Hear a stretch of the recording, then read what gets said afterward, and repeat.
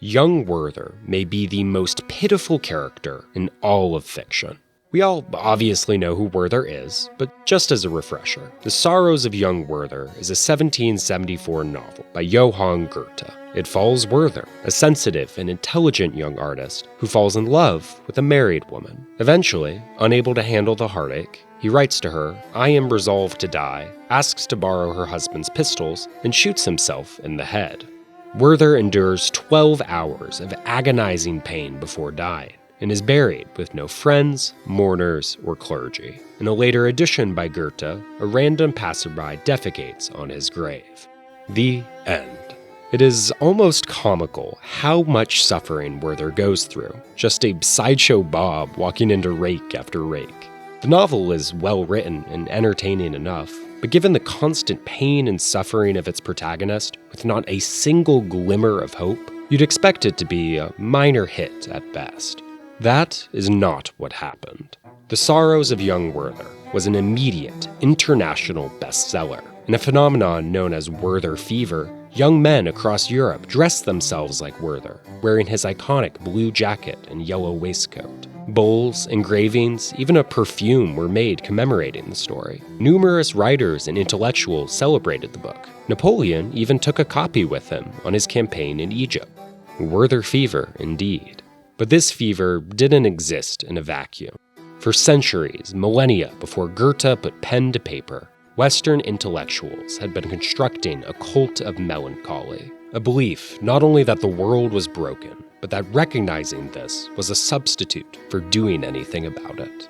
Forget collective action, forget hope, forget community. For the true artist, the real scholar, the only worthy reaction to an awful world is bitter, smug criticism. After all, it is easier to mourn the world than to fight for it. This melancholia was in Europe. It was in Revachol. It is here, now. But first, melancholy has had a lot of definitions over the years, from black bile to fancy depression. So, a quick history lesson, and a promise on Kim Kitsuragi's life, we will get to Disco Elysium eventually. Aristotle originally theorized melancholy as one of the four humors, the bodily fluids believed to govern human temperament. But even then, he asked, why is it that all men who have become outstanding in philosophy, statesmanship, poetry, or the arts are melancholic? In the 1400s, Marsilio Ficino more explicitly tied melancholy to scholars and artists, making it something not to be avoided, but embraced. As art historian Roy Strong writes, Ficino transformed what had hitherto been regarded as the most calamitous of the humors into the mark of genius. The most expansive book on melancholy ever written, maybe the most expansive book ever, is Robert Burton's 1621 The Anatomy of Melancholy. It is ostensibly a 500,000-word medical treatise. It is really every book ever made at once. It starts with a 200-page introduction narrated by the ancient philosopher Democritus, spirals outward into philosophy, geography, and poetry, and stacks citation upon citation until the whole thing threatens to collapse under its own weight. The Guardian called it the book to end all books. And while the book was not immediately popular, it found its readers eventually. Coleridge, Wordsworth, Melville, Keats, they all loved it. They became obsessed with this sprawling, overwhelming sadness, no longer something caused by the humors in our spleen, but by the weight of the world. It is captivating, the idea that our sadness is not some small thing, but a response to the malaise of existence. It's a feeling he would know very well. But this melancholy wasn't just a book club, but an artistic movement, a movement that Werther would later sprout from. The Age of Melancholy. In literature, in science, in philosophy, in the arts, the Age of Melancholy was defined by intellectuals fetishizing their own sadness. The average melancholic was a man who has persuaded himself that his melancholy signifies astuteness and profundity of mind, who kept to himself and cared little for his physical appearance. Portraits depicted men with crossed arms, floppy hats, and all black, sitting alone in nature or brooding in a dark room. Poets like Edward Young achieved enormous popularity writing about their obsession with death. Coleridge's Dejection, an ode, is about the poet's inability to find pleasure or meaning in the world he once loved. Keats wrote an ode on melancholy. Plays were full of sad young intellectuals. Philosophers were particularly fond of the sickness. In her book Suffering Scholars, Anne Villa writes how philosophers used their melancholy as evidence that their energy was going towards thinking and writing, rather than going on walks or enjoying the nice weather. Jean-Jacques Rousseau wrote books like Julie about the crushing weight of being aware of the world, while himself famously and dramatically suffering from melancholy. Now, all of this worshipping of the sad is somewhat an aesthetic trend. I'm not saying that these people were Enlightenment emos, but I wouldn't argue against it. And for many people, like the Werther cosplayers, that's probably all it was. But there is something darker behind it. The age of melancholy wasn't just about intellectuals lamenting the ills of the world. It was about retreating from it entirely. The 1700s were a time of political and economic upheaval. Melancholy became a signal that someone was intelligent enough to understand just how wrong things had gone. But melancholy here wasn't a call to action, it was a justification for inaction. The sad men sitting alone in empty rooms were not merely cosplayers, but people in bitter withdrawal from a world that had passed them by. Political criticism was not merely an intellectual exercise, but a resentful lashing out. Because the world has treated him ill, the malcontent occasionally breaks his characteristic silence to abuse the world in voluble and caustic commentary on its sins and follies. Instead of finding his community, instead of trying to improve anything personally or politically, the melancholic retreats into his world of imagination, where he can conjure injustices vivid enough to justify his withdrawal, and enemies real enough to blame. Burton saw this melancholic retreat optimistically, writing, "A most incomparable delight it is to melancholize and build castles in the air." A century later, it was hard to be that optimistic. As Strong writes, "It is not strange that melancholy should have appealed so strongly to intelligent men in such an era. It offered, or seemed to offer, an avenue of retreat from a disheartening world." This retreat from the world does not solve anything, but it does create a kind of political self-righteousness, a castle of sneering satisfaction from which you can gaze at the world below, certain that you alone can see it clearly. Melancholy doesn't solve anything, but it does make you look smart. Now, with that history in mind, and a brief warning for full spoilers for the 2019 game Disco Elysium, Harry Dubois may be the most pitiful character in all of fiction. Harry was once an accomplished detective with a loving fiancée.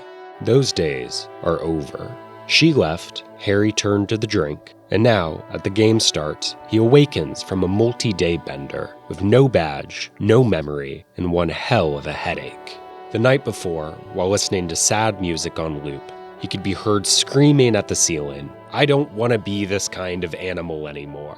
And from there, Disco Elysium is a game about desperately trying to just not be worse. There's so many people you've hurt, so many mistakes you've made, that playing the game is like navigating a minefield of your past failures.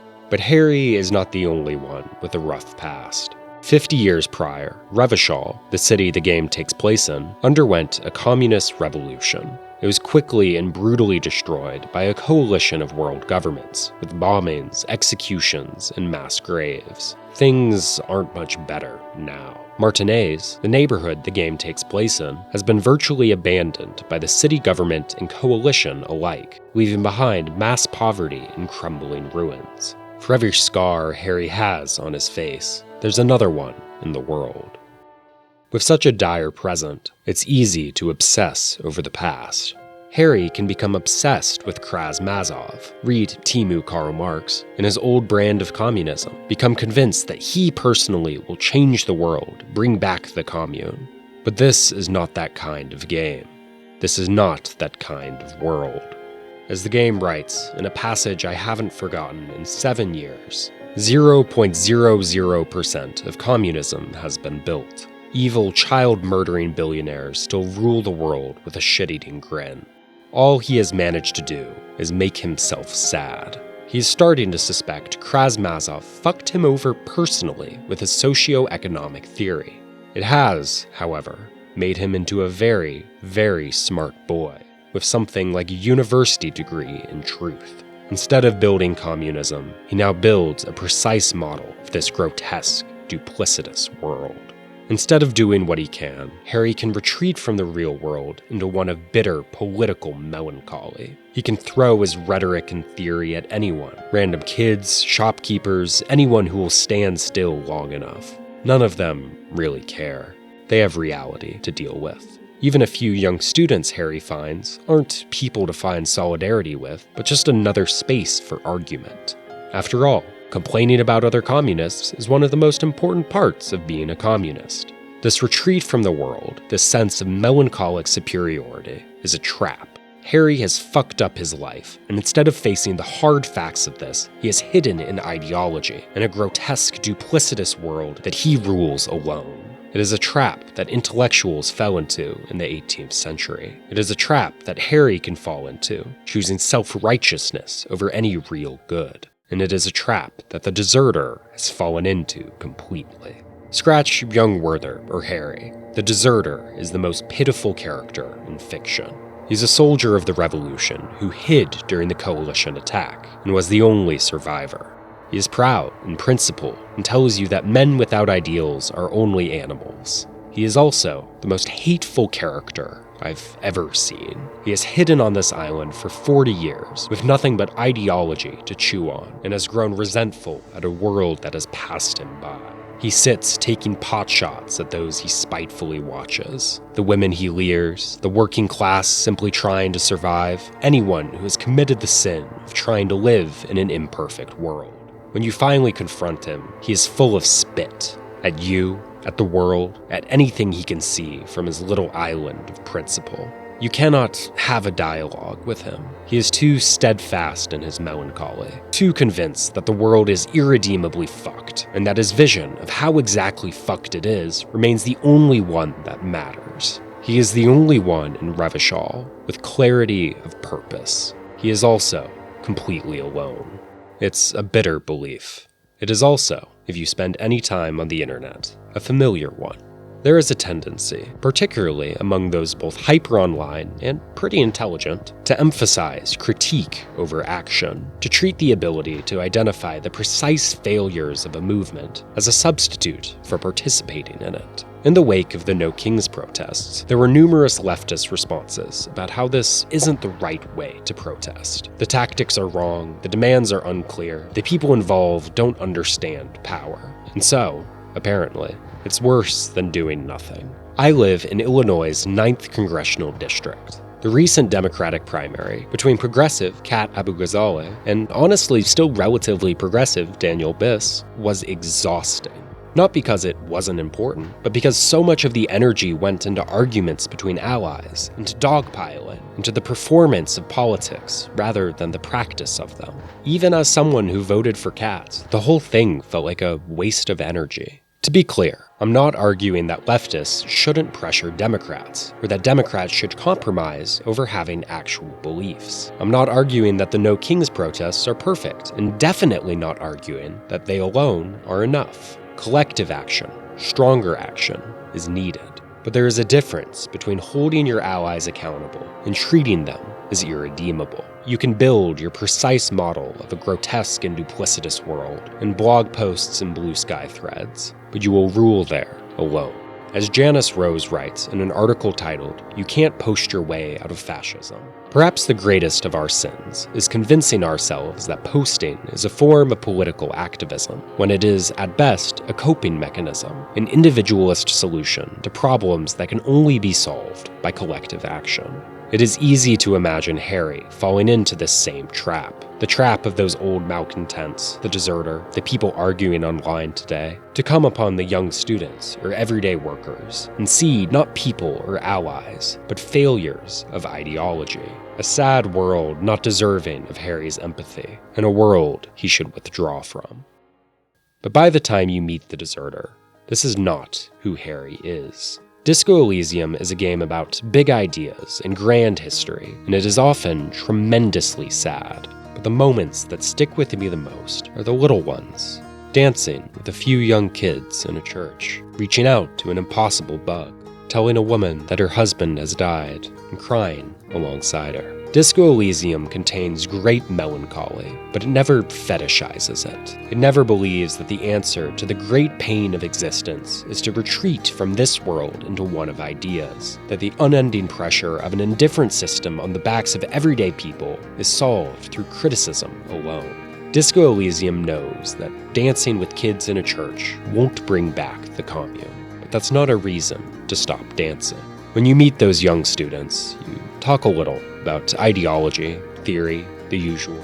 They're young, so young enough that they still dream of a better world. And it would be easy, so easy, to swat down this foolish optimism, to use your university degree in truth to put them in their place, to get the infinite satisfaction of being completely and utterly right. But this is not what Harry does. At the end of the conversation, in this cold room, in this cold city, in this cold world, where every government has abandoned the dream of a future, and melancholy is the easy answer, the obvious answer, the student looks at you and asks, in the dark times, should the stars also go out?